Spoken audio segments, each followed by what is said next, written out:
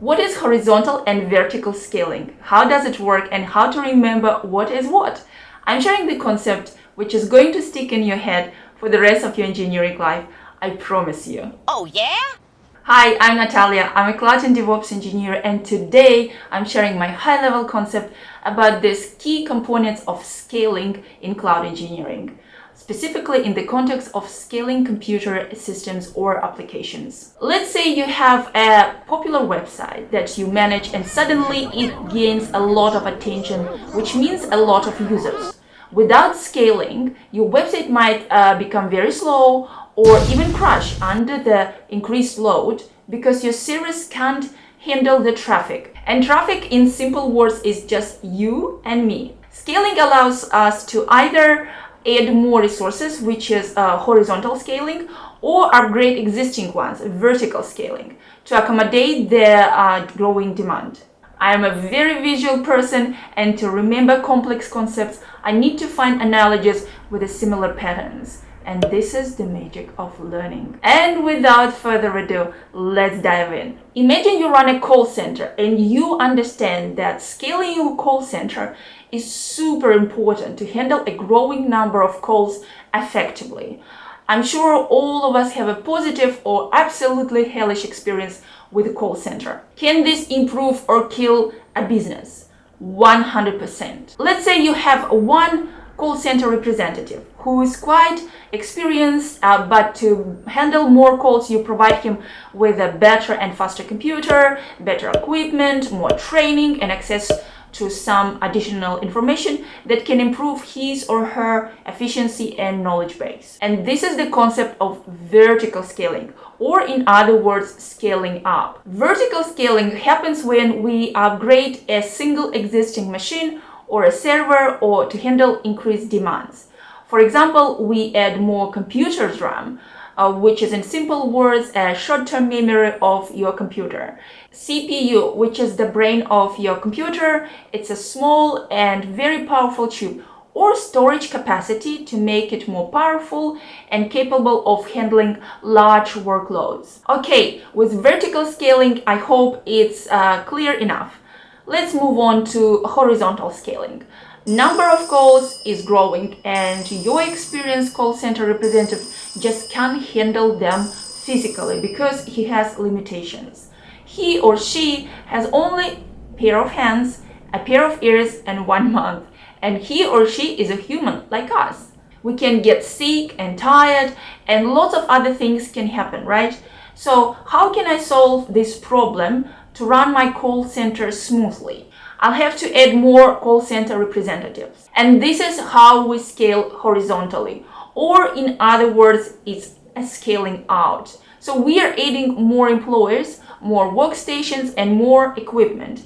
It will help us to handle and distribute more calls. So in the context of scaling computer system or applications, we are adding more servers or instances to handle increased traffic, distribute processing workload, and improve fault tolerance. Why fault tolerance? Because each new computer or machine operates independently and shares the overall workload, which makes the system more resilient to failures. Let me know in the comment section if you got the idea and if it makes sense. So you're probably thinking, well, it sounds like horizontal scaling can tackle all our problems.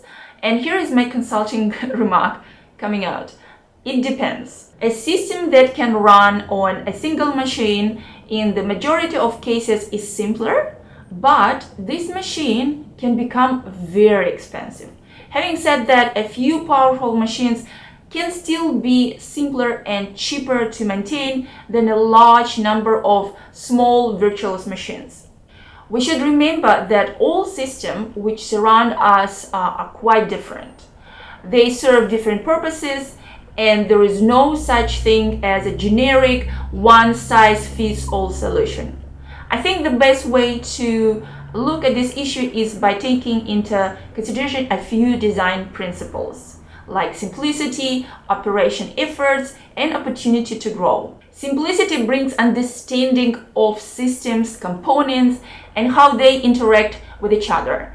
Yes, you might know your system or application inside out because you just built it. It means that you are participating in the process, but it doesn't mean that for new engineers it's quite obvious. We can help them by removing as much complexity as possible. Operation effort should be simple, minimized, and standardized. One of the examples I would like to share with you today, and which I personally as a cloud engineer find fascinating. What if I told you, and attention here, that only 7 ops engineers can look after more than 80,000 servers, which are distributed globally? You're probably thinking, no, impossible. Yes, it's possible, and one of the applications you probably know or use is a Telegram, a cloud-based instant messaging app. It allows users to send messages, exchange photos, video, audio, and files of any type up to 2 GB each. It's projected to have 1 billion active users by the end of 2024. And the last one, opportunity to grow. What does it mean? It's unlikely that the system, like let's say for Facebook, would remain unchanged from the moment it was born. Throughout the years, we were watching how it's evolving because business priorities might change, users need new features, compliance and regulations requirement change, some tech gets old and requires architectural changes, and here we are going back to simplicity and abstractions. Simple and easy to understand systems are just easy to modify than complex ones. An iterative framework like Agile also helps to make this process more digestible.